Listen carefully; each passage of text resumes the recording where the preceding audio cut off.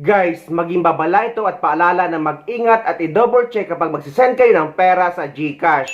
Dahil naranasan ko din ito at ganito mismo ang response ni GCash na wala na daw silang magagawa at ang tangi mo lang daw na magagawa ay pakiusapan mo ang maling number na nasendan mo ng pera. Hindi kagaya dito sa naging sitwasyon ni Kabayan or binahagi niya dahil yung sa akin ay nung tinatawagan ko ay nagre-ring pa at tinetext ko.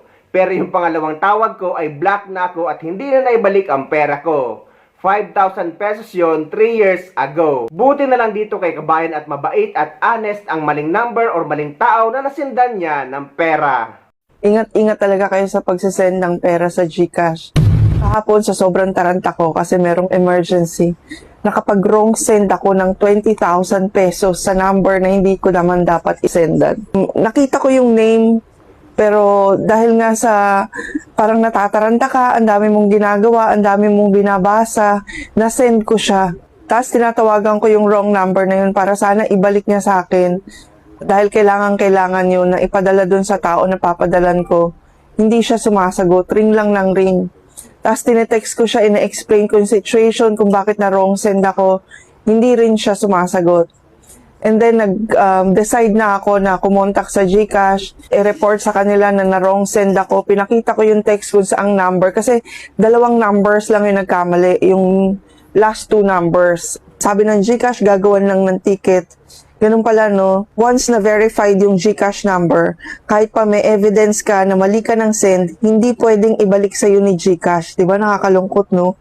So, para saan pa pala yung verification? Para saan pa pala yung investigation? Wala pala talaga silang magagawa. Ang kailangan mo talaga ay makiusap doon sa maling nasendan mo. Sabi nga, paano kaya kung hindi 20,000 ang nasend ko? Paano kung nagkataon mas malaki pang halaga, diba? Unless yung number ay hindi na existing, hindi na ginagamit, doon lang nila pwedeng automatically kunin yung pera.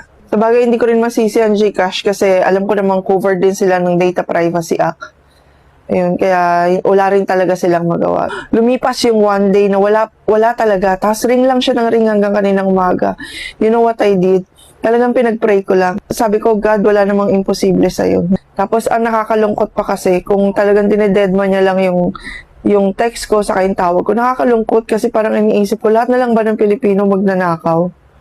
Diba? Pero pinag-pray ko pa rin siya. Sabi ko kay God na sana maliwanagan siya, na huwag siya mag-interest.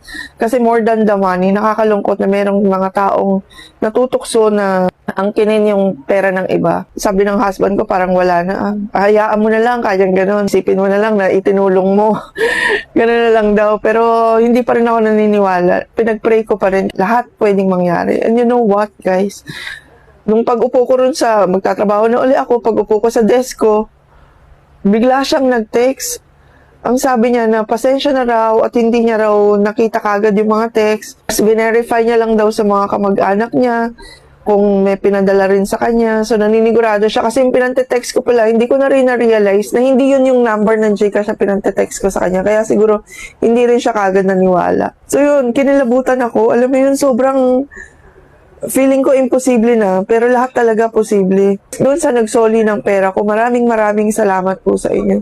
Talagang pinatunayan niyo po na meron pa rin mga taong may malasakit sa kapwa. Na meron pa rin talaga mga Pilipinong honest. Maraming salamat, ma'am. Sobrang na-appreciate ko. Sana mapanood mo to at sana kung sino ka man, kasi ayaw niyang magpabigay ng regalo, ayaw niyang bigay yung address niya. Alam mo yun, kahit na reward, kasi sobrang halaga nung money na yun para dun sa pagsisendan ko.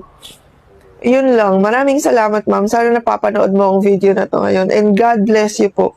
Bumalik po sana sa inyo ng triple o 10 times yung kabutihang pinakita nyo ngayon. Maraming salamat po.